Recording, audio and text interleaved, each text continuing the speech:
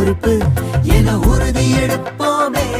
நாளை இளைய தலைமுறையை நாம் வென்றே காப்போமே. எனது குப்பை எனது பொறுப்பு என